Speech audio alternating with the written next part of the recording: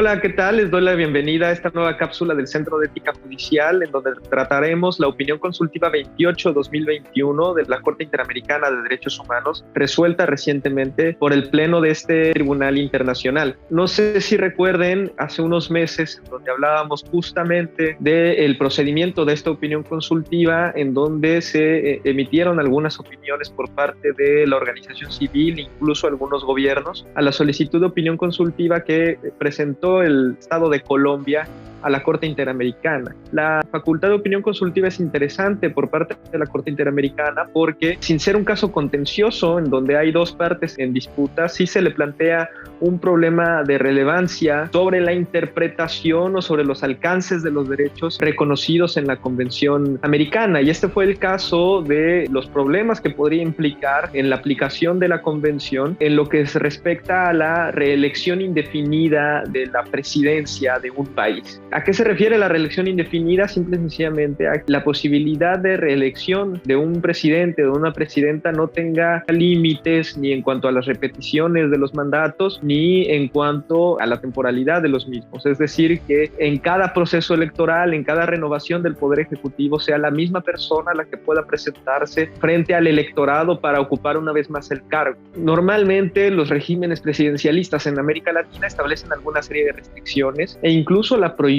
de la reelección indefinida. Esto fue justamente el planteamiento que presentó el Estado de Colombia frente a la Corte Interamericana, a lo que ésta resolvió en una resolución bastante interesante que, por una parte, la reelección, o más bien prohibir la reelección indefinida de presidentas o de los presidentes, no es incompatible con la Convención Americana sobre Derechos Humanos. Y esto en reconocimiento de una obligación genérica o estructural que tienen los estados que han suscrito el Convenio Interamericano o la Convención Americana de Derechos Humanos de garantizar de manera debida el régimen democrático, justamente por lo que hemos venido hablando de la relación que existe entre la democracia y el respeto, protección y garantía de los derechos humanos. En este sentido, lo que resuelve la Corte es que prohibir la reelección indefinida no es una restricción frente al derecho político de la persona que ocupa la presidencia, ni mucho menos restricciona los derechos políticos de la ciudadanía que ejerce su voto, que son los dos argumentos principales que algunos tribunales constitucionales, como lo pudiera ser el de Bolivia, han utilizado para sustentar la constitucionalidad de la reelección presidencial indefinida,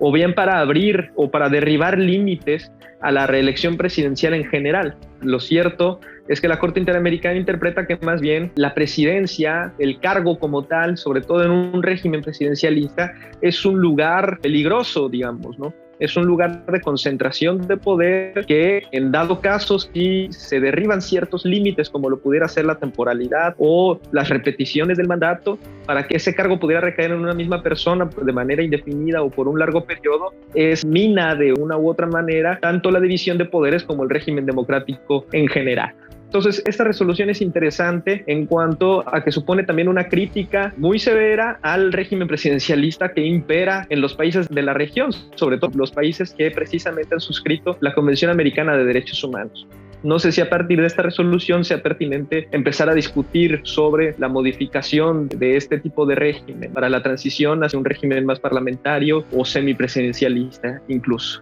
También resulta interesante el voto concurrente o el voto separado de juez Zaffaroni, quien señala que en realidad la Corte Interamericana no tenía facultades o no tenía la competencia para establecer la preferencia sobre algún régimen político o sobre alguna especificación del régimen político como lo pudiera ser la reelección, sino que eso se tiene que discutir en la sede de cada estado, sin desconocer que la reelección presidencial indefinida justamente es peligrosa para los regímenes democráticos. Lo que señaló en su voto es que este planteamiento o esta discusión no correspondía a una sede del Tribunal Internacional como lo es la Corte Interamericana, sino que se tiene que discutir en los poderes constituyentes o los poderes legislativos de cada estado parte. Por lo pronto es todo, es una resolución muy interesante, pueden consultarla ya directamente en la página de la Corte Interamericana para mayores detalles sobre este punto. Yo les agradezco, soy Rafael Cruz, muchas gracias y que les vaya muy bien.